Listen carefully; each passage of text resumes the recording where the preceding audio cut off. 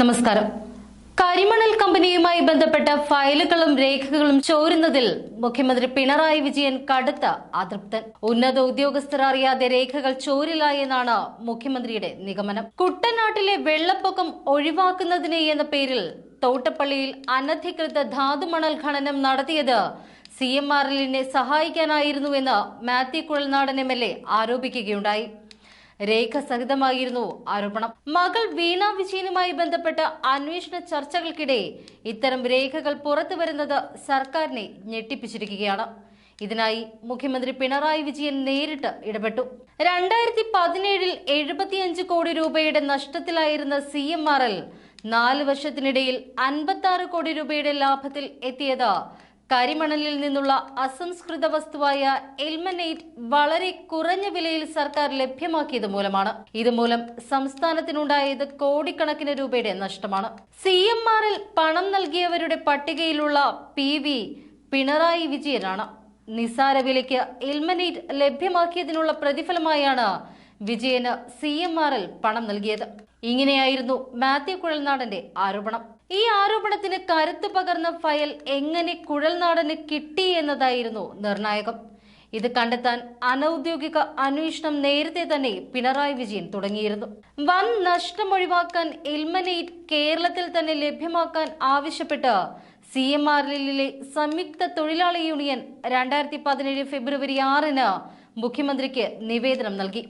ഉചിത നടപടിക്കായി March 8 മുഖ്യമന്ത്രി ഫയലിൽ കുറിച്ചു.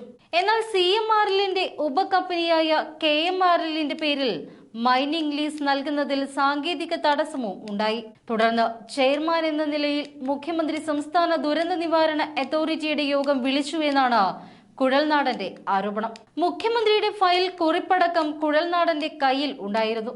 മുഖ്യമന്ത്രിയുടെ മകൾക്ക് മാസം തോറും CMRL പണം നൽകിയത് മുഖ്യമന്ത്രിയുടെ മകൾക്ക് വേണ്ടിയാണ് എന്ന് തെളിയിക്കാനായിരുന്നു കുഴൽനാടന്റെ നീക്കം. അതുകൊണ്ട് തന്നെ മുഖ്യമന്ത്രിയെ അഴിമതിക്കുരുക്കിലേക്ക് തള്ളിവിടുന്നതാകും രേഖകൾ. പണം വാങ്ങിയതിന് തെളിവുണ്ട്. എക്സാലോജിക് സേവനം നൽകിയില്ല എന്ന കണ്ടെത്തലും കേന്ദ്ര ഏജൻസികൾക്കുണ്ട്. ഇത് സാധൂകരിക്കുന്ന തെളിവുകളാണ് സെക്രട്ടേറിയറ്റിൽ നിന്നും ചോർന്നത്. ഇതാണ് മുഖ്യമന്ത്രിയെ അസ്വസ്ഥമാക്കുന്നത്. കുഴൽനാടന്റെ ആരോപണങ്ങളിൽ മൗനം തുടർന്നാലും രേഖകൾ കോടതിയിലെത്തിയാൽ എന്ത് സംഭവിക്കുമെന്നത് നിർണായകമാകും.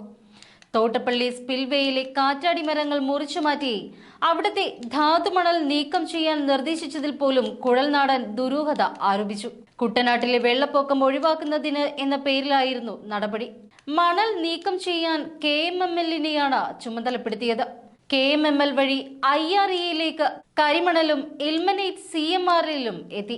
മഴക്കാലം വന്ന് മണൽ നഷ്ടപ്പെടാൻ സാധ്യതയുള്ളതിനാൽ അതിനു മുൻപ് തന്നെ മണൽ നീക്കണം. ഇതായിരുന്നു ഉത്തരവിൽ പറഞ്ഞത്. വെള്ളപ്പൊക്കം ഒഴിവാക്കി കുട്ടനാടിനെ സംരക്ഷിക്കുകയല്ല, മണലെടുക്കലായിരുന്നു ലക്ഷ്യം എന്ന് ഇതിൽ നിന്നും വ്യക്തമാണ്.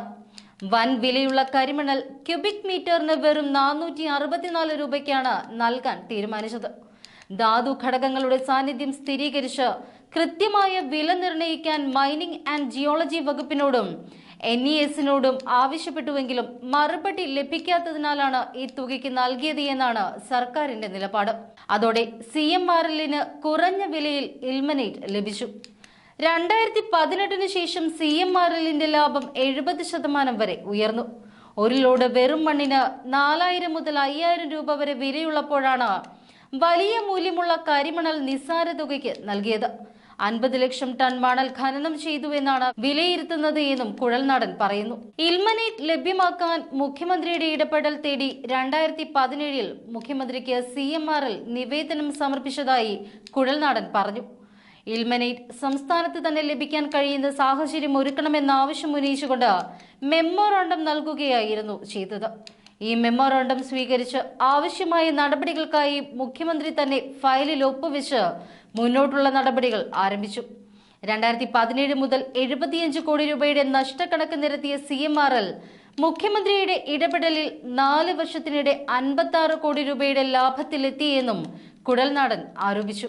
2018 ഒക്ടോബർ 27 ജില്ലാ ദുരന്ത നിവാരണ സമിതി അധ്യക്ഷൻ എന്ന നിലയിൽ ആലപ്പുഴ ജില്ലാ കളക്ടർ ഇറക്കിയ ഉത്തരവിലാണ് തോട്ടപ്പള്ളി പൊഴിമുഖത്ത് ഖനനം നടത്താൻ ഉത്തരവാകുന്നത്. കുട്ടനാട്ടിലെ വെള്ളപ്പൊക്കം നിയന്ത്രിക്കാനുള്ള നടപടിയെന്ന നിലയിലാണ് ഇത് അവതരിപ്പിക്കപ്പെട്ടത്. മുഖ്യമന്ത്രിയുടെ അധ്യക്ഷതയിൽ ചേർന്ന യോഗത്തിലെടുത്ത തീരുമാനമെന്നാണ് ഇതിനെക്കുറിച്ച് പറഞ്ഞത് എന്നും കുഴൽനാടൻ പറയുന്നു. ഇതിൽ നിന്നും മുഖ്യമന്ത്രി CMRൽ നിന്ന് നൽകിയ സേവനങ്ങൾ എത്രത്തോളം വലുതാണ് എന്ന് വ്യക്തമാണ് എന്നും കുഴൽനാടൻ ചൂണ്ടിക്കാട്ടി. എന്നാൽ ഇത്രയും വ്യക്തമായ രേഖകൾ കുഴൽനാടന് ലഭിച്ചുവെങ്കിൽ അതിനർത്ഥം മുഖ്യമന്ത്രിക്കൊപ്പം തന്നെ കുഴൽനാടന്റെ ചാരൻ ഉണ്ട് എന്ന് തന്നെയാണ്.